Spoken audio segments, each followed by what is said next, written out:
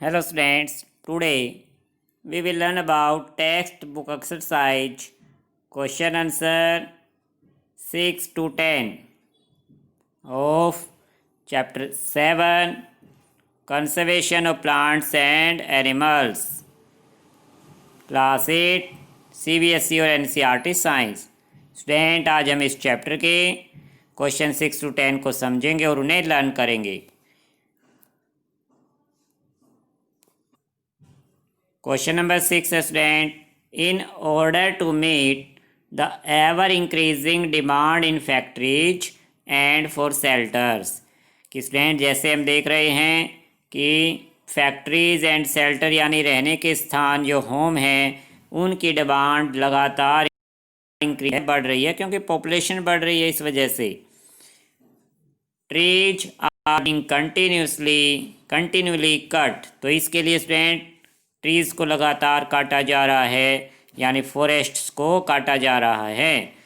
Is it justify, तो यहाँ question है स्टूडेंट्स, क्या यह जस्टिफाई है, क्या न्याय संगत है, क्या हम सही कर रहे हैं to cut trees for such projects, कि इस तरह के प्रोजेक्ट्स को पूरा करने के लिए।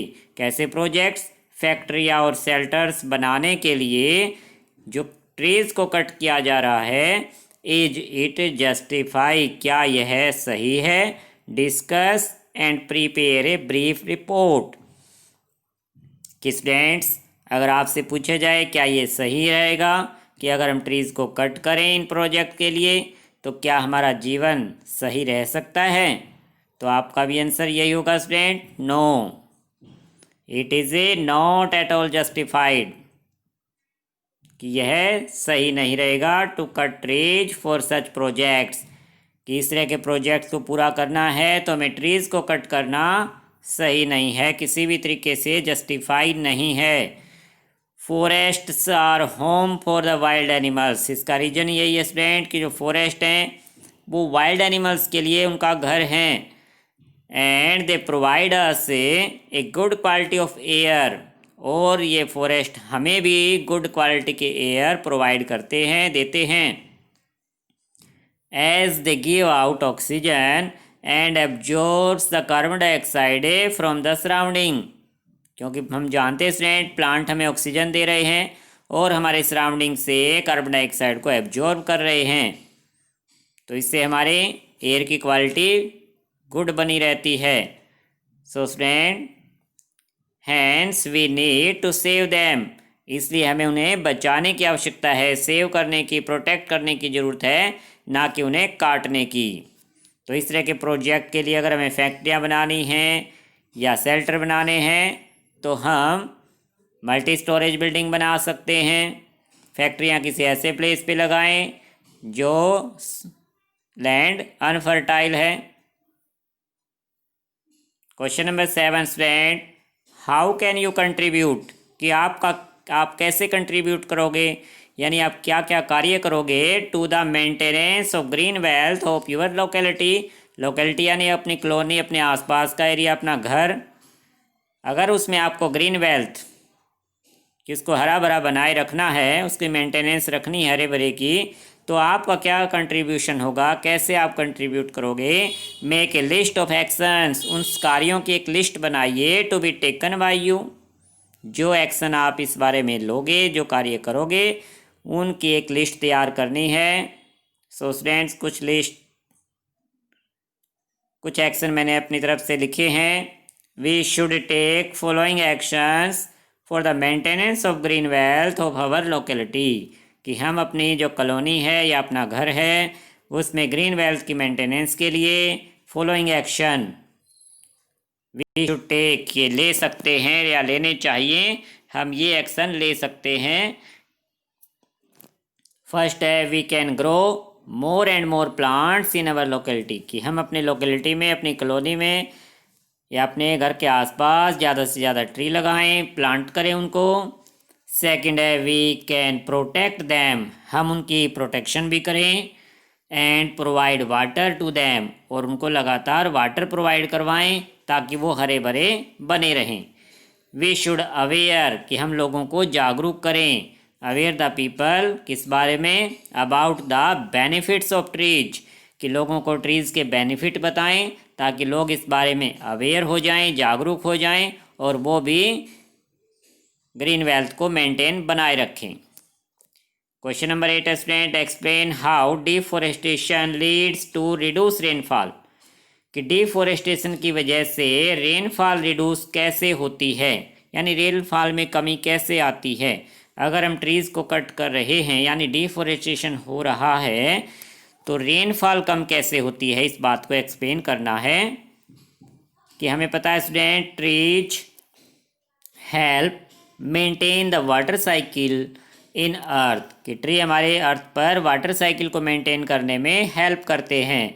कैसे हेल्प कर रहे हैं, trees absorb water from earth through the root से, कि ट्रीज रूट के जरिए अर्थ में से वाटर को एब्जॉर्ब करते हैं and evaporate through leaves by transpiration process, और ट्रांसपिरेशन प्रोसेस द्वारा लीव्स में से उसे इवापोरेट करते रहते हैं। This water vapour later leads to rain, और यही वाटर वेपोर बाद में रेन लेके आती है, क्योंकि यही वाटर वेपोर ऊपर जाकर क्लाउड बनते हैं जिससे रेन आती है। तो यही रीजन है स्टूडेंट कि if trees are cut then less water will evaporate, कि ट्रीज को अगर कट करेंगे तो वाटर कम इवापोरेट होगा, और वाटर कम इवापोरेट होगा इन एटमॉस्फेयर, हमारे एटमॉस्फेयर में, which leads to reduce rainfall, तो उससे रेनफॉल भी कम आएगी, क्योंकि वाटर वेपोर जब कम बनेगा तो क्लाउड्स कम बनेंगे तो उससे रेन भी कम आएगी। तो यही रीजन है स्टूडेंट्स जिससे डिफॉरेस्टेशन की वजह से रेनफॉल में कमी आ रही है। Question number 9 student, find out a national park in your state, कि हमारे स्टेट में यानी अपने हरियाणा में कितने नेशनल पार्क हैं, उनके नेम बताने हैं। There are 2 national park in our state Haryana, कि जो स्टूडेंट किसी दूसरे स्टेट में रहते हैं वो अपने स्टेट के लिखेंगे, लेकिन आप अपने हरियाणा में रहते हैं तो हरियाणा स्टेट के नेशनल पार्क हम इसके आंसर में लिखेंगे। फर्स्ट है कलेसर नेशनल पार्क, सेकंड है सुल्तानपुर नेशनल पार्क। ये 2 नेशनल पार्क हैं स्टूडेंट अपने स्टेट हरियाणा में।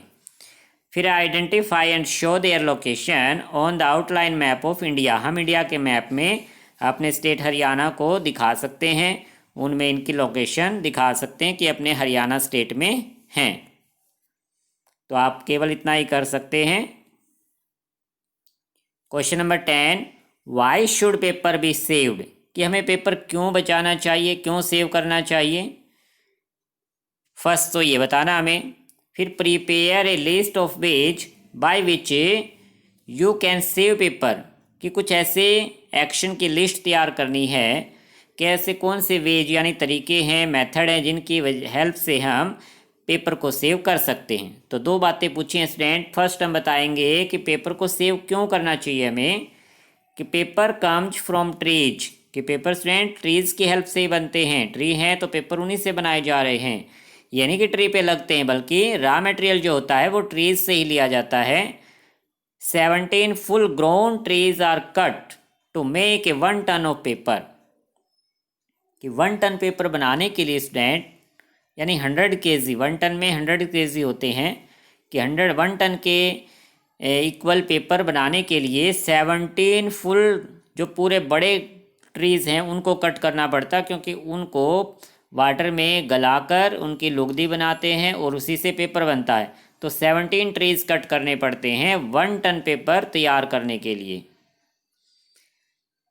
If we save paper less tree should be cut, तो यही रीजन स्टूडेंट, यदि हम पेपर को सेव करेंगे तो ट्री कम से कम काटने होंगे, और ट्री कम से कम काटने पड़ेंगे तो हमारा इन्वायरमेंट प्योर रहेगा, हमें गुड क्वालिटी की एयर मिलेगी। So we should save paper, तो ये रीजन स्टूडेंट हमें पेपर को सेव करना चाहिए। अब एक ऐसी लिस्ट बनाएंगे जिससे कि ऐसे कौन से तरीके अपनाएं जिनसे पेपर को सेव किया जा सके, कि paper can be saved by the following veg, कि निम्नलिखित ऐसे तरीके हैं, फॉलोइंग वेज यानी ऐसे आइडिया हमारे पास जिनकी हेल्प से हम पेपर को सेव कर सकते हैं। फर्स्ट है यूजिंग ए डिजिटल टेक्नोलॉजी, कि आजकल स्टूडेंट डिजिटल टेक्नोलॉजी आ गई है। यदि हमें कोई बुक्स पढ़नी है तो हम इंटरनेट के ज़रिए से डाउनलोड करके हम अपने लैपटॉप में या फ़ोन में ही रीड कर सकते हैं। For example send emails instead of letter. अगर हमें किसी को लेटर सेंड करना है तो उसे कागज़ पे नोट करके भेजने के बजाय हम उसे ईमेल यानी इलेक्ट्रॉनिक मेल इंटरनेट के ज़रिए से लेटर सेंड कर सकते हैं, तो इससे पेपर सेव हो जाएगा। सेकंड है यूजिंग ए रिसाइकल्ड पेपर, कि रिसाइकल्ड पेपर का अगर हम यूज करते हैं तो उससे नया पेपर कम बनाना पड़ेगा, तो इससे भी पेपर सेव होता है। Right on A both side of paper, कि हम पेपर के दोनों साइड लिखें। कई बार हम अपनी नोटबुक में हाफ पेपर खाली छोड़ते चलते हैं जिससे पेपर बर्बाद होता है, तो हम इस तरह से पेपर को सेव कर सकते हैं। हम पूरे पेपर पर लिखें और पेपर के दोनों साइड लिखें, ये नहीं कि एक साइड लिखकर दूसरा साइड ब्लैंक छोड़ दें। तो ये कुछ आइडियाज़ हैं स्टूडेंट जिनकी हेल्प से हम पेपर को सेव कर सकते हैं और अपना कंट्रीब्यूशन दे सकते हैं। सो स्टूडेंट्स, आज आपको क्वेश्चन नंबर 6 to 10 अपनी फेयर नोटबुक में अच्छे से नोट करने हैं, गुड हैंड राइटिंग में, और इन्हें लर्न करना है। Okay student, thank you.